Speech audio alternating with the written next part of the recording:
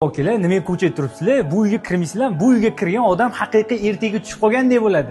Bir qavatga shunaqangi chiroyli uy tushirib qo'yishgan, yo mashalloh, ko'rgan ko'z quvontiradi. Menga eng yoqqan jihati, men besetka bo'ldi-yu. Mana qarang, oila davrasida bir piyola choy ichib o'tirish uchun bundan zo'r joy bo'lmasa kerak. Lanshamning zonasini qarang, ikki qismga bo'lingan zona.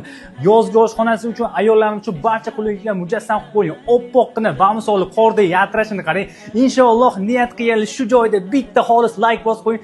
Sizga ham bizga ham eng kamida mana shunaqa uylarda ota-onangiz bilan mazza qilib yashashlik nasiba ro'zaysiz. Tayyormisizlar? Bu go'zal uyga birgalashib sayohat qilamiz. 2 sotuv yer maydoniga juda ham chiroyli planirovkada uy bo'libdi.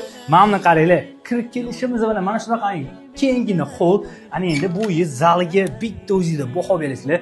Tayyor kiyimlar bilan mazza qilib yashash uchun bundan zo'r uy bo'lmasa kerak.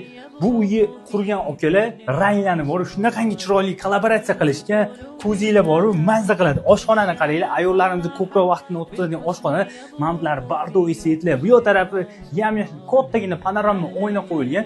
Juda ham chiroyli, yaxshi sifatli narsadan ishlatishgan. Hop, bu yoqqa keladigan bo'lsak, umumiy sanuzel qismi ana endi sizlar bilan birgalashib master spalniga kiramiz.